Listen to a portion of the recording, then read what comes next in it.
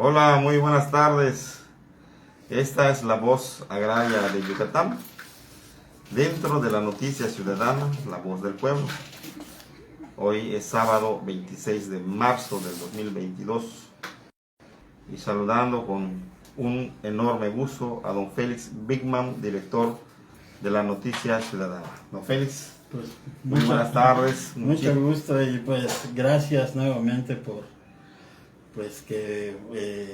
la invitación aquí a La Voz Agraria y que podamos pues aportar, poner un granito de arena para toda esta gente que está defendiendo sus derechos ejidales, incluso contra las mismas autoridades, ¿no? Sí, que está siendo vulnerada sus derechos en su totalidad. Hemos hecho hincapié mucho en estos temas de las autoridades corruptas que están administrando en Yucatán. Yucatán y México, porque no podemos dejar pasar desapercibido que en las instituciones de la Cuarta Transformación, pues se ha logrado filtrar gente pues corrupta, y propiamente un acto claro de eso es pues todo este intento de burla que quisieron hacer contra unos artistas que manifestaron, pues hicieron lo que corresponde de acuerdo a la libertad de expresión. Su inconformidad, claro. Y que buenos o malos, yo como ciudadano, sí es cierto, digo, hay cosas que pueden gustarme o no gustarme de ellos. Y sin embargo, la autoridad que representa Semarnat, de ninguna manera pienso yo que tiene ni la moral ni ha tenido la ética pues para poder hacer una crítica y sobre todo contra ciudadanos, siendo ellos autoridad. Bueno, hay que mencionar que esa palabra inclusive les queda bastante grande porque hay que recordar que ellos han sido, ¿verdad?, corruptos y arbitrarios. Totalmente. Esa es la palabra. De hecho, de los dictámenes de Semarnat se ha derivado la entrega de bosques y selvas a particulares. Aquí en Canacín tenemos varios casos. Y bueno, usted ha sido uno de los que han estado presentes en actos de gente de Semarnat. A mí me ha tocado acompañar vecinos de Canacín a las oficinas de Semarnat, y que Semarnat, con toda la desfachatez, diga que no tiene las cualidades competentes para sancionar o llevar un proceso jurídico contra otras autoridades que han dañado ecosistemas, que han dañado al medio ambiente, ¿no? Barajeando la situación para tratar de salir librados de esto, de lo cual pues tienen demasiada culpa. Tan es cierto que cuando se solicita, por ejemplo, algún dictamen a favor de algún ejidatario, en sus tierras, tratando de obtener el dominio de ella, lo primero que dice el licitador agrario, pues es que esto es una selvática. Bueno, y le vamos a poner de tarea así simple, así de claro, ¿por qué Semarnat no ha llevado un proceso en contra de las empresas, de los familiares del gobernador Mauricio Vila Dosal?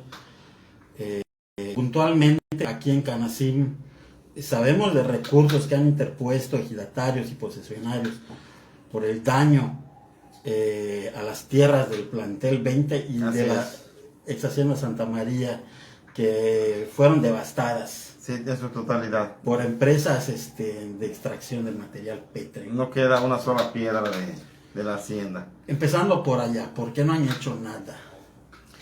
Pues es tajante, es muy claro lo que se está mencionando.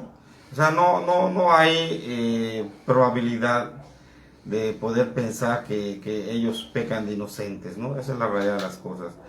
Son muy culpables de todo lo que se ve en los ejidos en general. Y cínicos, además, ¿con qué cinismo se atreven ellos a hacerle un reclamo a un ciudadano en el ejercicio de su libertad de expresión, siendo ellos, y no nos interesa quien presida o quien esté al frente de Semarnat. Ellos son los responsables de lo que sucedió, de lo que está sucediendo y de lo que sucederá mientras esté esta administración. Efectivamente. Mejor que se pongan a hacer realmente lo que les corresponde y que dejen de hablar, porque pues se muerde la lengua, ¿no? Exactamente. Así de simple. Y volviendo al tema de lo que hablamos de la clientela de la 4T, y lo decimos desde la izquierda, porque somos gente de izquierda. Aunque le molesta a quien le moleste, esa es la realidad. Y como tales, criticaremos a estos que dicen de izquierda, que no lo son y son unos hipócritas. Hablan de traición a la patria. ¿Y qué son ellos sino unos traidores a la patria, permitiendo todo esto y brincándose la ley y además engañando a los ciudadanos? Pues tan que se brinca la ley, que pues esta semana se dio pues una protesta frente al Palacio de Gobierno, ¿no? Así es. De ejidatarios de Motul, ¿verdad? Ahí aparecieron algunos nombres. Don Luis Armando, ¿no? Sí. Que resultó que hasta un grillete le tienen puesto. De hecho hubo una audiencia, nos mandó la abogada de los ejidatarios un comunicado en el cual tuvieron también una audiencia justo por estos actos arbitrarios de la Fiscalía General del Estado, que está violentando los derechos de los ejidatarios de Motul. Pues estos son de los casos que vamos conociendo, don Félix. Y cuántos más habrán por allá que ojalá pues los demás ejidatarios pues levanten la voz y den a conocer su situación, que se acabe ese mito de que aquí todo es miel sobre hojuelas. Porque si bien dicen que Yucatán es tranquilo, bueno, Yucatán es tranquilo, pero por su gente, es gente buena, gente trabajadora. Aquí el que da la nota roja es la autoridad. Pues la roja, la amarilla y todas, porque son una barbaridad, son una mezcolanza de porquería. Así es, o sea, este caso en específico saca a relucir lo que en varias ocasiones hemos mencionado, de la puerqueza que se maneja dentro de las instituciones en contra de los ejidatarios con tal de quedarse con sus tierras. Claro, así es. Antes de proseguir, me gustaría mandarle saludos a don Freddy Domínguez, luchador social en defensa de los ejidatarios justamente de Oxcuzcap, un guerrerazo que pues hemos sido testigos de la defensa que ha llevado en favor no solamente de la gente de Oxcuzcap, sino de todo el cono sur. Saludos, Freddy Domínguez, desde aquí, desde la Noticia Ciudadana. Nos veremos pronto por allá, por el sur del estado. Un abrazo para don Freddy, mucho gusto. Qué bueno que nos sigue cada semana. Y estamos, pues aquí hoy nos toca leer el título 4 de las sociedades de la agraria, que pues vamos a escuchar, ¿verdad? Qué cosas interesantes nos muestra hoy la ley agraria en su título 4 de las sociedades rurales. Nos dice en su artículo 108, los ejidos podrán constituir uniones cuyo objeto comprenderá la coordinación de actividades productivas, asistencia mutua, comercialización u otras no prohibidas por la ley. Un mismo ejido, si así lo desea, podrá formar al mismo tiempo parte de 2 o más uniones de ejidos. Para constituir una unión de ejidos se requerirá la resolución de la asamblea de cada uno de los núcleos participantes, la elección de sus delegados y la determinación de las facultades de estos. El acta constitutiva que contenga los estatutos de la unión deberá otorgarse ante fedatario público e inscribirse en el registro agrario nacional, a partir de lo cual la unión tendrá personalidad jurídica. Las uniones de ejidos podrán establecer empresas especializadas que apoyen el cumplimiento de su objeto y les permita acceder de manera óptima a la integración de su cadena productiva. Los ejidos y comunidades de igual forma podrán establecer empresas para el aprovechamiento de sus recursos naturales o de cualquier índole, así como la prestación de servicios. En ellas podrán participar ejidatarios, grupos de mujeres campesinas organizadas, hijos de ejidatarios, comuneros, avecindados y pequeños productores. Las empresas a que se refieren los dos párrafos anteriores podrán adoptar cualquiera de las formas asociativas previstas por la ley. Pues el artículo 108 de Don Félix nos dice que aparte de ser ejidatarios, podrían ser empresarios dentro de su propio núcleo de población ejidal. Obviamente la organización a la que se refiere esto, pues sí se requiere asesoría, que la ley también prevé que debía ser el gobierno federal quien se encargue de dar este apoyo a los ejidos, a los ejidatarios, para que puedan aprovechar de la mejor manera sus tierras, ¿verdad?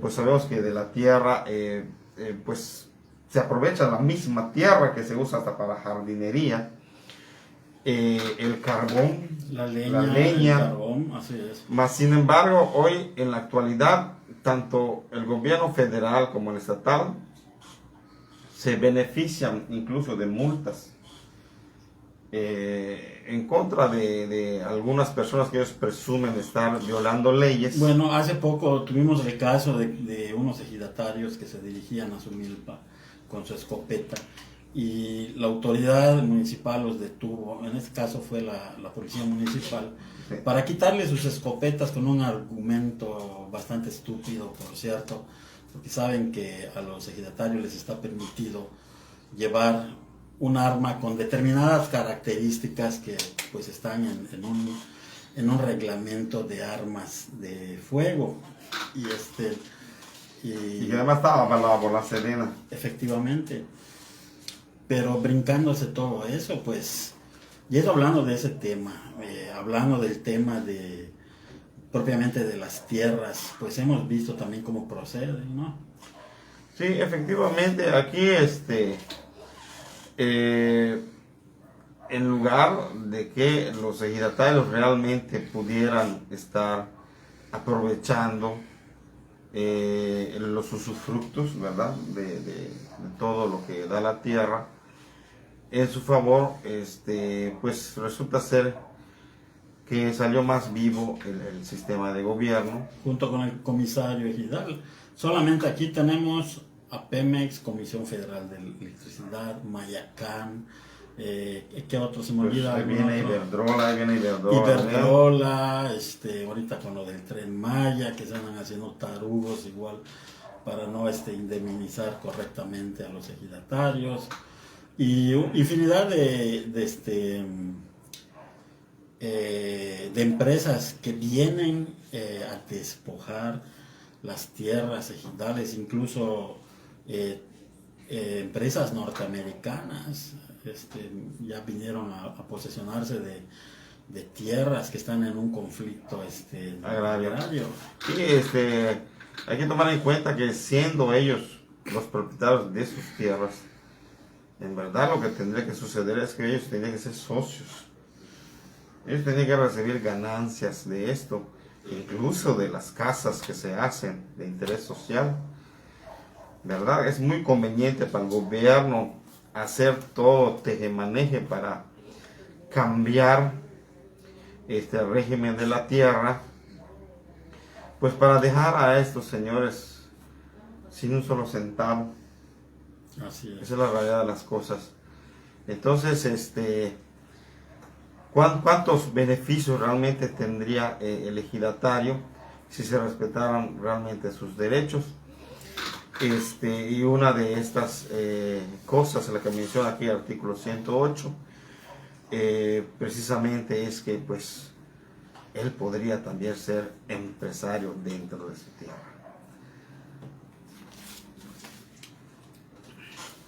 Pasemos al artículo 109, que nos dice lo siguiente: los estatutos de la Unión deberán contener lo siguiente: denominación, domicilio y duración, objetivos, capital y régimen de responsabilidad, lista de los miembros y normas para su admisión, separación, exclusión, derechos y obligaciones, órganos de autoridad y vigilancia, normas de funcionamiento, ejercicio y balances, fondos, reservas y reparto de utilidades, así como las normas para su disolución y liquidación. El órgano supremo será la Asamblea General, en que se integrará con 2 representantes de cada una de las asambleas de los ejidos o de las comunidades miembros de la Unión y 2 representantes designados de entre los miembros del comisariado y el consejo de vigilancia de los mismos. La dirección de la Unión estará a cargo de un consejo de administración nombrado por la Asamblea General. Estará formado por un presidente, un secretario, un tesorero y los vocales, previstos en los estatutos, propietarios y sus respectivos suplentes, y tendrán la representación de la Unión ante terceros. Para este efecto, se requerirá la firma mancomunada de por lo menos 2 de los miembros de dicho consejo. La vigilancia de la Unión estará a cargo de un consejo de vigilancia nombrado por la Asamblea General e integrado por un presidente, un secretario y un vocal, propietarios con sus respectivos suplentes. Los miembros de la Unión que integren los consejos de administración y de vigilancia durarán en sus funciones 3 años y sus facultades y responsabilidades se deberán consignar en los estatutos de la Unión. Pues muy bien, la Unión, algo que pues se ha visto poco realmente en los ejidos, don Félix, la Unión, esa figura que también podría ser muy provechosa para los ejidos. Una de tantas cosas que ha omitido la Procuraduría Agraria de informarles sobre estos movimientos que pueden hacer los ejidatarios dentro de sus ejidos.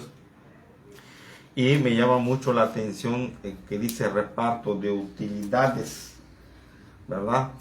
Que, o sea, ya sea unión o no unión, es una cuestión que se debe de dar realmente de forma anual en los ejidos, y que pues parece ser que ya se volvió un mito eso, porque los ejidatarios ya no les llega ese recurso. Más bien cuando les tiene que dar algo les dicen que es porque el bondadoso gobierno se los envió, y que para que puedan recibir ese recurso tienen que firmar, y con esa firma nuevamente los vuelven a defraudar. Obviamente el comisario a los ejidatarios de Canacinho, respecto a que les reclamó que la cochinita y los refrescos, ¿no? Exactamente, que pues se sabe que eso obviamente de su bolsa no sale, ¿verdad? Y que mucho ha quedado de ver a los ejidatarios, puesto que ya lleva 2 años precisamente en el cargo, y pues dice que no hay dinero, pero pues él sobrevive. No hay dinero para hacer milagrosamente, ¿no? Para hacer las cosas correctamente en beneficio de los ejidatarios. Porque si hay dinero, ya lo demostró él, y lo comentaban ejidatarios lo comentaron, ejidatarios de Canacín lo dijeron, que cómo era posible que él esté estrenando casa, camioneta, con un sueldo de trabajador de aseo urbano del ayuntamiento, ¿no? Efectivamente. Y de hecho es una de las cosas que por supuesto tendría que ser juzgado también, ¿no? Así es. Definitivamente. Pues la importancia del Consejo de Vigilancia que también se menciona en cualquiera de los casos, ya sea con unión o sin unión. El trabajo de estos señores es vigilar lo que hace el comisariado ejidal.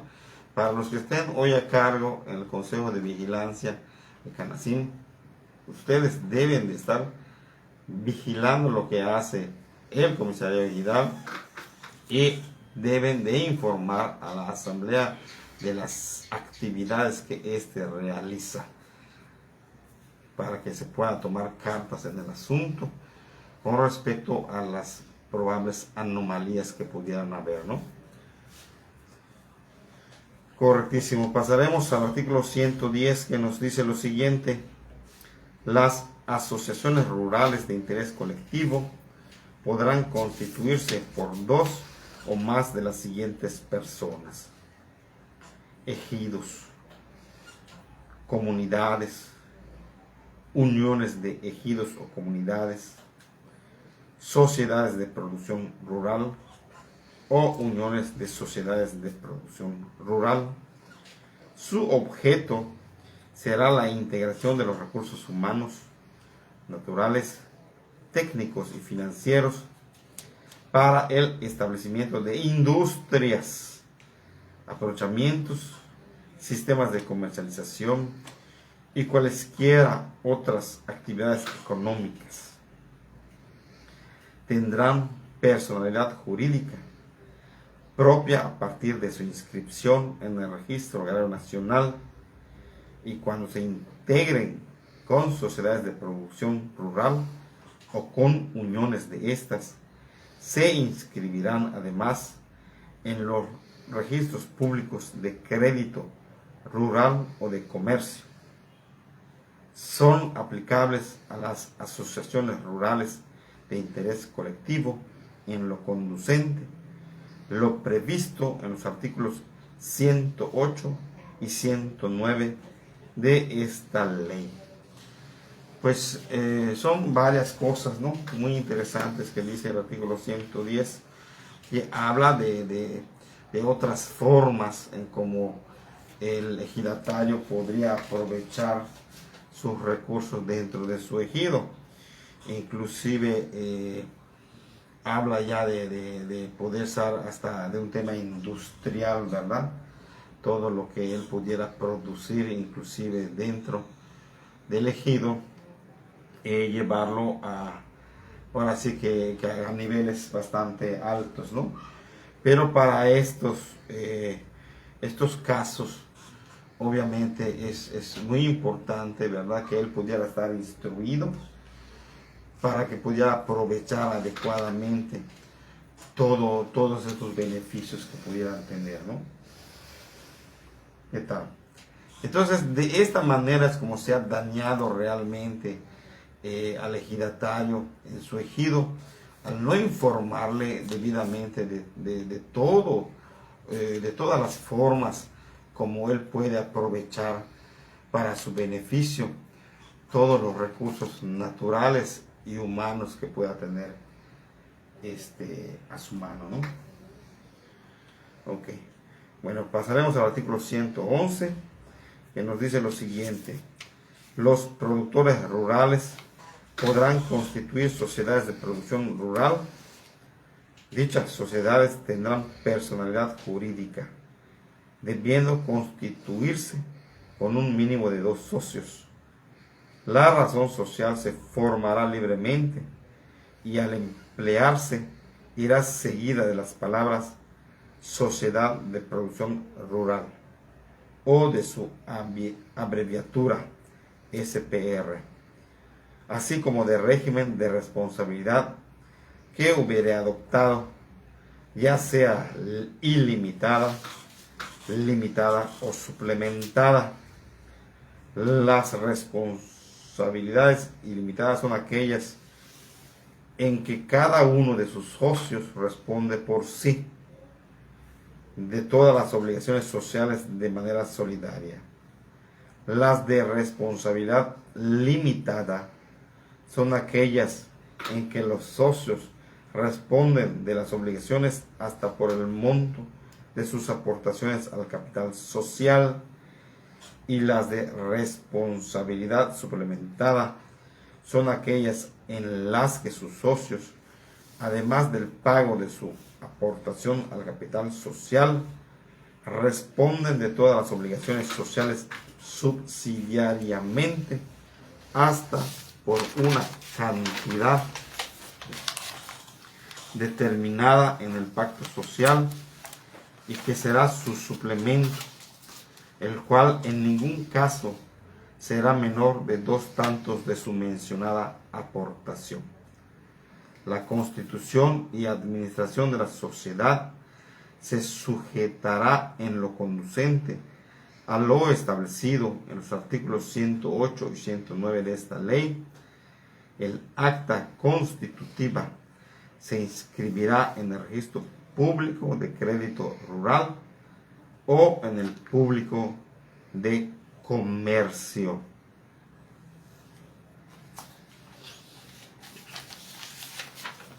Muy bien.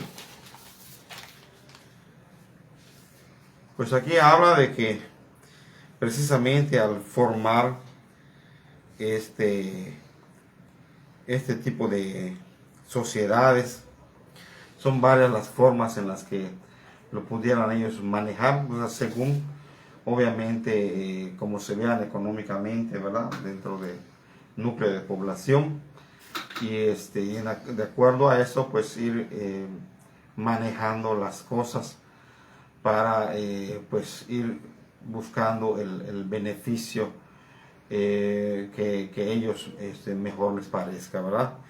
Entonces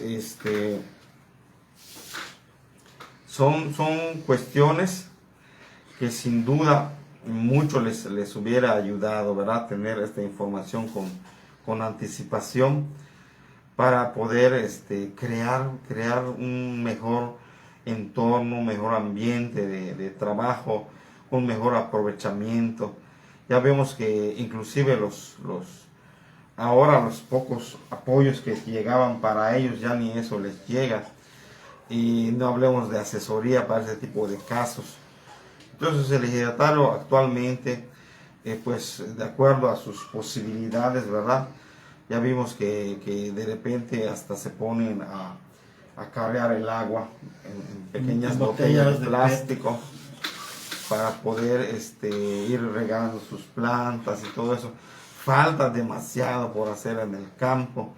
Son cuestiones que se ha quedado de ver claro, mucho tiempo, ¿verdad? Y ¿verdad? sobre todo hablando del tema de que ahorita viene un problema alimentario por la guerra en Euroasia con el tema de Rusia y Estados Unidos, porque son ellos los que le pusieron las sanciones que al final están afectando al resto del mundo. Precisamente la carencia de visión en la inversión del campo, del agro mexicano, por parte de los gobiernos que ha tenido a lo largo de su historia, pues es lo que nos lleva a todo esto. Y de que nos va a afectar, sí nos va a afectar. Estamos viendo ahorita los precios de distintos productos y cómo batalla la gente del sur del estado. Ya ha estado Freddy Domínguez para que lo testifique. Cómo batalla la gente de allá, que incluso tienen sistemas de riegos y tienen algunas sociedades y tienen cooperativas y determinadas otras cosas. Y sin embargo, de tiempo atrás, pues una desleal competencia les ha impactado. Y con lo que viene ahorita, no dudemos que toda esa falta de visión termine aplastando a los pequeños productores, sobre todo en el caso de lugares como Canacín, donde no se han visto beneficiados de ninguna forma con los ridículos programas de gobierno Sí, de hecho Canacín prácticamente ya es asaltado, como es una zona muy cercana a Mérida. Claro. La visión de los gobernantes es esto, volverlo totalmente habitacional. Están haciendo a un lado lo que es el campo. Claro, siendo que precisamente de Canacín durante toda su historia era quien proveía de alimentos agrícolas en el mercado Lucas de Galvez y San Benito, que se iban los productores de aquí, y todo esto lo sabemos porque todos los que crecimos en el oriente de la ciudad de Mérida, toda la gente que habitaba aquellos montes eran campesinos canacinenses, eran agricultores que sembraban esas zonas de lo que hoy es el oriente de Mérida, que perteneció en su momento a Canacín, y que posteriormente ellos mismos desplazaban sus productos pues de puerta en puerta, en las casas. Yo me acuerdo todavía de eso. Efectivamente, o los que estaban un poquitito más complicado para ellos, pues agarraban un transporte, ¿verdad? Y se iban a los... Subían sus cajas. En ese entonces solamente había el mercado Lucas de Galvez. Lucas de Galvez. Sí, ahí se iban ahora sí que a vender sus productos. Era una cuestión de levantarse muy de madrugada para ir a vender y poder regresar ya a sus casas. Entonces, le comentamos esto porque pues en realidad, para que sepan que desde hace muchos años realmente no se ha dado un programa que realmente lleve a dignificar el trabajo en el campo. Y que sea pensado como tal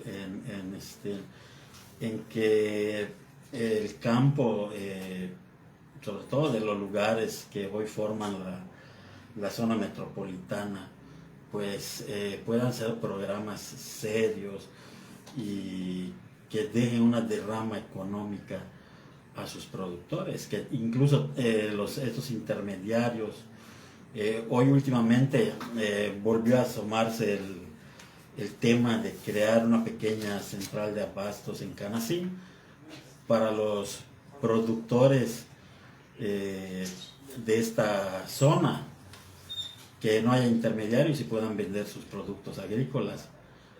Pero resulta que desde cuando veníamos planeándolo y nunca se pudo aterrizar, porque primeramente hay división con los todavía pocos agricultores que quedan en Canacín, y eso sumándole los intermediarios, sumándole a los nefastos políticos que hay y que solamente están buscando una ganancia económica pues a costillas de los agricultores. El esfuerzo de otros, sí, así es, efectivamente. Pues pues no se quita el dedo del renglón, ¿verdad? Es un proyecto que pues esperemos en algún momento se pueda realmente, ahora sí que cristalizar. Que es necesario, digo, porque hay una competencia desleal, sobre todo con los supermercados y con los productos que, bueno, sabemos que hay gente del mismo sur que lleva sus productos. Lo más cerca que tenemos del alcance de esos productos es el Lucas de Galvez, en Mérida. En Canacín no tenemos, carecemos de todo ello, debido a esta falta de visión y este compromiso social con los agricultores. No hay, vienen empresas extranjeras como Aurrera, Walmart, y le venden en precios estratosféricos el tomate, el limón, el chile, el frijol, todos esos productos de la canasta básica. Canasta básica, sí. Entonces, pues hay que tomar en cuenta también que en este caso ellos compran a precio de risa, ¿no? A los que producen para luego venderlo pues más caro. Entonces, pues sí, esa es la visión que tienen acá, que están trayendo no, y tiendas. aquellos programas donde que le regalaban más bien dicho, no le regalaban, era un crédito a fondo perdido de una cabeza de ganado, de 2 borregos, que al final quedaban con los parientes de los presidentes municipales y de los comisarios ejidales, y al pobre ejidatario le daban, el que tenía mucha suerte, el más afortunado, le daban 5 pollitos y 2 metros de manguera. Hágame usted el favor. sí, porque hasta lo que vienen siendo bombas de río que llegaron, pues como usted dice, algunos afortunados les tocaba, y lo demás quién sabe dónde quedaba, ¿no? En fin, cosas terribles que suceden. Bueno, pasaremos al artículo 112 con sus fracciones, que nos dice lo siguiente: los derechos de los socios de la sociedad serán transmisibles con el consentimiento de la asamblea. Cuando la sociedad tenga obligaciones con alguna institución financiera, se requerirá además la autorización de esta. Las sociedades de producción rural constituirán su capital social mediante aportaciones de sus socios, conforme a las siguientes reglas. Fracción 1. En las sociedades de responsabilidad ilimitada no se requiere aportación inicial. Fracción 2. En las de responsabilidad limitada, la aportación inicial será la necesaria para formar un capital mínimo que deberá ser equivalente a 700 veces el salario mínimo diario general vigente en el Distrito Federal. Fracción 3. En las de responsabilidad suplementada, la aportación inicial será la necesaria para formar un capital mínimo que deberá ser equivalente a 350 veces el salario mínimo diario general en el Distrito Federal. La contabilidad de la sociedad será llevada por la persona propuesta por la Junta de Vigilancia y aprobada por la Asamblea General. La Asamblea, pues como han observado que se menciona muchísimo en el tema que estamos tratando hoy, que de igual forma tiene su importancia en toda la ley agraria, en todo lo que tiene que ver dentro del ejido. Recordarle a los ejidatarios que pues ellos son la autoridad de su ejido, que tomen muy en cuenta eso, de los derechos y obligaciones que habla este artículo 112. No es menor a las demás obligaciones que tienen dentro del mismo. Por tanto, no puede venir cualquier persona a querer hacer lo que quieran con sus tierras, ni siquiera el gobierno federal. Si ellos no autorizan lo que va a suceder dentro del ejido, no es posible que se pueda realizar dicha actividad dentro del mismo. Esto es para que pues ir también, porque hay algunos ejidatarios, he escuchado por allá, que todavía tienen ese mito que se les fue sembrado mucho tiempo en la cabeza, de que pues es el gobierno, pues qué vamos a hacer. Papá gobierno, tenemos que acatarlo, ¿no? Exactamente, no. Los ejidatarios en una asamblea pueden tomar la decisión de si se hace o no se hace tal cosa dentro de mis tierras. Entonces, pues estas sociedades de producción rural, que bueno, ya vimos acá que hay varias opciones en que lo pueden manejar. Entonces se habla de que para poder realizarlas hay tres tipos, ¿verdad? Una donde no se requiere aportación social, que es en la primera, las sociedades de responsabilidad ilimitada. No se requiere una aportación inicial, ¿verdad? Y también observo que habla de salario vigente, pero del Distrito Federal, ¿no? O sea que es un poquitito diferente a lo que se maneja acá. Hay una diferencia. El de acá está más o menos como en 96 ahorita, más o menos. O sea, en el Distrito Federal es un poco más elevado. Entonces, cuando se haga este tipo de manejos, pues los números, si se hacen con el salario mínimo vigente en Yucatán, no van a cuadrar con esta sociedad, ¿no? Son detallitos que tienen que tomar mucho en cuenta para hacer este tipo de manejos. Bueno, pues pasaremos al artículo 113 que nos dice: dos o más sociedades de producción rural podrán constituir uniones con personalidad jurídica propia a partir de su inscripción en el registro público de crédito rural o en el público de comercio.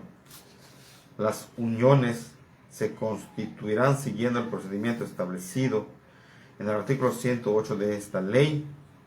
Asimismo, los estatutos y su organización y funcionamiento se regirán en lo conducente por lo dispuesto en el artículo 109 de esta ley. Sociedades, es lo que nos dice, ¿no? O sea, por ejemplo, nosotros formamos una sociedad y, por decirlo así, don Antonio y don Pedro, o sea, forman otra sociedad. Y a su vez, nosotros podríamos hacer una unión con ellos, buscando, pues aprovechar sus experiencias y ellos aprovechar las nuestras formas de trabajo y apoyarnos entre sí para buscar un mejor manejo y distribución de todo lo que el ejido nos pueda dejar con nuestro trabajo, ¿no? Él lo está comentando aquí el artículo 113. El artículo 114 nos dice: la Secretaría de Hacienda y Crédito Público, considerando las personas que prevé esta ley, expedirá el reglamento del Registro Público de Crédito Rural, en el que se precisará la inscripción de las operaciones crediticias, las cuales surtirán los efectos legales como si se tratara de inscripciones en el registro público de la propiedad y de comercio. Bastante interesante, porque aquí, una vez que se realice la sociedad y una vez que quede registrado aquí, como menciona el registro público de la propiedad, pues prácticamente, sin duda, quedaría como un antecedente ante cualquier persona, que son los ejidatarios quienes están laborando esa zona, ¿verdad? O sea, puede este movimiento dar, ahora sí que poder presentarlo ante cualquier autoridad si en algún momento se requiere demostrar que se está laborando y quiénes son los que están laborando esas tierras, ¿no? Aunque bueno, aquí también me lleva a pensar en el tema de la posesión, ¿no, Félix? Que no es menos importante, ¿verdad? Hay el mito de que, pues, en la actualidad están queriendo hacer creer a todos los ejidatarios de que el tema de la posesión es un tema actual, ¿no? O sea, de ahorita.